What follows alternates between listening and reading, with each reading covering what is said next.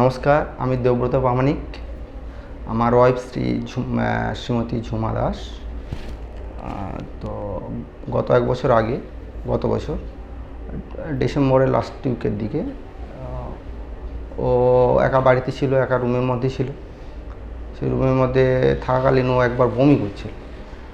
ভাই বাইরে ছিল, ভাই দেখলো, আমি কিন্তু বাড়িতে ছিলাম না সেই সময়। ভাই বললো যে বৌদি কিছু অসুবিধা হয়েছে কিনা, বললে না কিছু অসুবিধা নেই। তো একা শুয়ে যায়, ভাইও শুয়ে যায়। পরের দিন আমি বাড়ি ছিলাম, যেহেতু আমি পরের দিন ফোন করলাম, ফোনে ওর কোনো রেসপন্স পাইনি। রেসপন্স না পেয়ে আমি বাবাকে ফোন করলাম। তো বাবা খোঁজাখুঁজি করলো, বাবা খোঁজাখুঁজি করে বাবা দেখতে পেলো না। দেখতে না পেয়ে তাহলে আমি বললাম যে ওকে যেখানে শুয়েছিল তাহলে সেখানে গিয়ে দেখো। সেখানে গিয়ে যখন দেখলো না, ও একদম সেন্সলেস হয়ে বেডে পড়েছিল। তো সেই মতো কোনো সেন্স নেই। সেই মতো অবস্থায় আমি আমাদের গ্রামে ডাক্তারের কাছে নিয়ে গেলাম। উনি দেখলেন, উনি দেখে বলছে, কিছু সময় উনি ওনার ট্রিটমেন্টে রাখলেন। ট্রিটমেন্টে রাখা হচ্ছে না, পেশেন্ট সিরিয়াস হয়ে যাচ্ছে, একে বাইরে নিয়ে যেতে হবে। তো বাইরে নিয়ে আসলাম। বাইরে নিয়ে এসে বিভিন্ন হসপিটাল থেকে ঘুরে এক আত্মীয়র এতে আমি এই নারায়ণ হেলথের আন্ডারে যে আরএনটিগো হসপিটাল আছে, এখানে আমি আনলাম। ওই আত্মীয় আমাকে বলেছিলেন, ওই আমার দাদারা আমাকে বলে দিয়েছিলেন যে, আমি বলছিলাম যে কোন ডাক্তারবাবু আন্ডারে ভর্তি করবো। তো ওই ডাক্তার স্পেসিফিক্যালি বলেছিলেন যে ডক্টর কৌশিক সুন্দরবাবুর আন্ডারে ভর্তি করো। তো আমি এখানে আনলাম। এনে মোটামুটি যথারীতি ডক্টরবাবু কিন্তু ওই দিন ডিউটিতে ছিলেন না। তো ভর্তি করে দেওয়া হলো। ভর্তি করে দেওয়ার পরে যা প্রাথমিক চিকিৎসা দেওয়া সম্ভব, যা যা দরকার ছিল সেগুলো দিয়েছেন, অসুবিধা নেই। পরের দিন ডক্টরবাবু দেখলেন। ডক্টরবাবু এসে দেখার পরে ডক্টরবাবু প্রথমেই দেখলেন, আমাদের সঙ্গে কনসাল্ট করেন, পেশেন্ট দেখে এসে বলছে যে একটা করাতো, কয়েলিং বলে একটা যে ব্রেনের মধ্যে ব্লাড মানে বিশাল পরিমাণে একটা ব্লাডের ক্লট জমে গেছে। তো ওটা পরপর ধীরে ধীরে সিরিয়াসের দিকে চলে যাচ্ছে। তো ইমিডিয়েট কী করতে হবে না, ওই ব্লাডটাকে বের করে দিতে হবে। বের করে ওটা এই কয়েলিং বলে একটা অপারেশন আছে, ওইটা করাতে হবে। তো আমাদের তো পুরো মাথার উপরে পুরো যেন বজ্রাঘাতের মতো অবস্থা হয়ে গেল যে এত অ্যামাউন্ট কী করে আমরা করব। তো ডক্টরবাবু আন্ডারে ভর্তি করে দিলাম। ডক্টরবাবু সাই দিলেন আমাকে, বলে কোনো অসুবিধা নেই, ভর্তি করো। ভর্তি করে দিলাম। ভর্তি করার পরে কয়েলিংটা করানো হলো, ব্লাডের ক্লটটা বের করে দিয়ে কয়েলিং করলো। কয়েলিং করার পরে একদিন দুদিন পরে কী হয় দেখা গেল না, হঠাৎ করে ব্রেনটা আস্তে আস্তে করে, ডক্টরবাবু বলছেন যে হঠাৎ ব্রেন আস্তে আস্তে করে ফুলছে। তো ফোলার জন্য যথেষ্ট স্পেস পাচ্ছে না। স্পেস না পাওয়ার জন্য কী করছে না, ব্রেনটা কী হচ্ছে, চাপের মধ্যে থাকছে। তো ডক্টর আবার নেক্সট ডেকে আমাদের সঙ্গে বসে বললেন যে করতে হবে, মানে খুলিটা, মাথার খুলিটা যে আছে ওটাকে সামনে যে জায়গায় ফুলছে ওই জায়গাটা কেটে বের করে ওই ব্রেনটাকে ফোলার জন্য জায়গা দিতে হবে। আমরা তো কিছু এইসব বিষয়ে তো আমরা কিছুই জানি না। তো আমাকে ডক্টরবাবু এতে মোটামুটি আমরা সায় দিয়ে দিলাম। ডক্টরবাবু উনি তো মেডিসিনের ডক্টর, উনি তো সার্জারি ডক্টর নয়। ও সার্জারি ডক্টর যিনি ছিলেন ওনার সঙ্গে কনসাল্ট করে মোটামুটি ওই অপারেশনটা করালেন। করার পরে মোটামুটি সুস্থ মোটামুটি ছিলেন। প্রায় এখানে 20 থেকে 22 দিন মতো ছিলেন ওই ডক্টরবাবু আন্ডারে। আর ডক্টরবাবুর তো কোনো তুলনাই নেই। ডক্টরবাবু আমাদের জন্য যা করেছেন, মানে পুরো বলতে গেলে সত্যি পুরো ভগবানের মতো আর কি, পুরো একদম ভগবানের মতো। এখন মোটামুটি ও সুস্থ আছে ঠিকঠাক। আগে তো লেফট সাইডটা তো পুরো একদম ছিল, প্যারালাইসিস হয়ে গেছিলো। প্যারালাইসিস হওয়ার পরে ও চলাফেরাও করতে পারতাম না। যখন আমরা এখান থেকে রিলিজ করে নিয়ে যাই তখন কিন্তু ও চলাফেরা করতে পারতো না।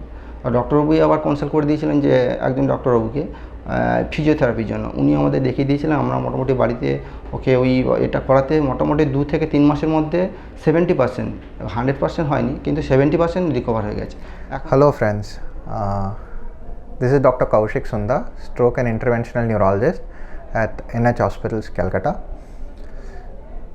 So this is an awareness video regarding aneurysms. So you would have seen my patient talking about her complaints. So ये aneurysm क्या होता है? तो this aneurysm is an abnormal leak of blood vessel. मतलब जो blood vessel जो है वो नॉर्मली एक सिलेंडर जैसे होता है, स्ट्रेट लाइन पाइप जैसा होता है, और वो पाइप में से कभी कभी एक बलून सा आउट पाउच, एक डिफॉर्मिटी निकलता है।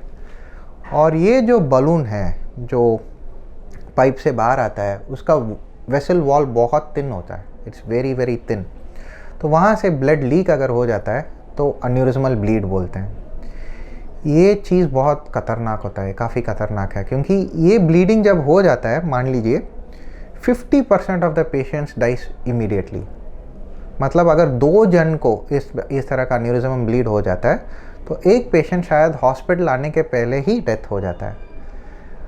आपने कभी सुना होगा कि पेशेंट बाथरूम में गए थे, रात को सोया था, अचानक सुबह सर दर्द के साथ उठा था और फिर अनफॉर्चुनेटली ही और शी पास्ड अवे।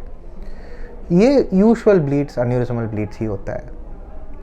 और ये अन्यूरिज्मल ब्लीड जब रप्चर हो जाता है तो उसको ट्रीट करना और भी मुश्किल हो जाता है, क्योंकि ये ट्रीटमेंट जो है अन्यूरिज्मल ब्लीड्स का वो 3 तरह का होता है। एक जो है जो ब्लीडिंग हो चुका है उसका ट्रीटमेंट देना पड़ता है। दूसरा है जो ब्लीडिंग हो गया उसके साथ कॉम्प्लिकेशंस हो सकता है, जैसे कि पानी भर सकता है ब्रेन में, उसको हाइड्रोसेफेलस बोलते हैं, उसको ड्रेन करना पड़ता है। या वासोस्पासम, मतलब जो पाइप्स था, जो ब्लड वेसल था, वो सब बहुत छोटा हो जाता है और ब्रेन में ब्लड सप्लाई ठीक से नहीं होता, तो उसको हमको ट्रीट करना पड़ता है। पेशेंट को फिट्स हो सकता है, सीजर्स हो सकता है। ये सब जो ब्लीड हुआ है उसका कॉम्प्लिकेशंस है। एंड फाइनली मोस्ट इम्पॉर्टेंटली, एक और ब्लीडिंग पेशेंट को ना हो, to prevent another bleeding from happening, उसके लिए वो अन्यूरिज्म को हम किसी भी तरह से सील करना है। ये जो सीलिंग होता है अन्यूरिज्म का वो 2 तरह का होता है। एक को बोलते हैं क्लिपिंग, जैसे हम कपड़े को when we are drying our clothes हम जैसे क्लिप डालते हैं, वैसे ब्रेन के जो पाइप है उसके साथ एक बलून है, वो बलून को हम बंद कर देते हैं एक क्लिप के साथ, उसको क्लिपिंग बोलते हैं। वो सर्जिकल प्रोसीजर होता है जो ब्रेन को ओपन करके अंदर जाके करते हैं। दूसरा जो प्रोसीजर होता है कॉइलिंग। कॉइलिंग का मतलब क्या होता है? कॉइल तो आपने सुना होगा, कोई बल्ब के अंदर कॉइल होता है, टंग फिलामेंट कॉइल। तो इस तरह वो कॉइल जो राउंड राउंड होता है वो अन्यूरिज्म के अंदर जो बलून है उसके अंदर जाके कॉइल करके उसको बंद कर देते हैं। ये ब्रेन को या हेड को ओपन करने की ज़रूरत नहीं पड़ता, ब्लड वेसल के थ्रू एंड थ्रू, जैसे हार्ट के लिए स्टेंटिंग कॉइलिंग, हार्ट के लिए स्टेंटिंग जैसे करते हैं वैसे ब्रेन का हम कॉइलिंग करते हैं। जुमादास के साथ हमारे को दोनों चीज़ करना पड़ा। एक जो है हमको अंदर जाके उसको कॉइल करना पड़ा, और दूसरा है कि हमको वो जो ब्रेन में जो स्वेलिंग पैदा हो गया था उसको ऑपरेट करके पेशेंट को ट्रीट करना पड़ा। पर God had been very kind, वो वक्त दिया था हमको, they had given us enough time so that we could actually see her recover, and in 1 month 2 month time patient did really well. इसमें सबसे अच्छी बात ये था कि these people were able to get this patient in time to the hospital. वो hospital जल्दी जल्दी आ पहुँचे और हमारे पास जब आए थे then we were able to treat her on time, and today that recovery is well seen. ये अन्यूरिज्मल ब्लीडिंग का सिम्टम्स और साइंस क्या होता है, वार्निंग साइंस क्या होता है? सबसे इम्पॉर्टेंट साइन होता है हेडेक, और वो भी एक तरह का हेडेक जिसका मेडिकली हम बोलते हैं थंडर क्लैप हेडेक, मतलब the worst headache in your life. ऐसे कभी सर दर्द आपको हुआ ही नहीं, that tells you that it's a thunder clap headache.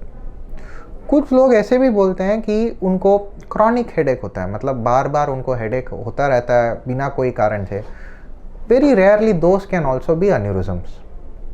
जैसे मैंने बताया था, एक अन्यूरिज्म अगर ब्लीड हो जाता है तो उसका ट्रीटमेंट करना और भी मुश्किल हो जाता है, तो there are only 50% chance that the patient survives. But अगर ये वार्निंग सिम्टम्स जैसा हेडेक और family history of bleeds and strokes, वो वाला पेशेंट अगर हमारे पास आता है और अगर हम aneurysm before it ruptures we are able to catch it, then the treatment is much simpler, और उसमें रिकवरी के चांसेस ऑलमोस्ट क्लोज टू 90-100% होता है। तो aneurysm in simple words is a leak from the blood vessel, और इसको treatment करने के लिए हमारे पास 2 मेजर ऑप्शंस है, एक जो है सर्जिकली क्लिपिंग और दूसरा है कॉइलिंग। और सबसे इम्पॉर्टेंट चीज़ आपको याद रखना है कि अगर ये ब्लीडिंग हो जाता है तो 50% of them even before they reach the hospital they pass away. तो keep the awareness levels very high. If somebody tells you that they have a headache and suddenly it's a very severe headache in their life, और headache के बाद patient unconscious हो गया, तो तुरंत उनको hospital लेके आ जाए so that we can help them. Thank you.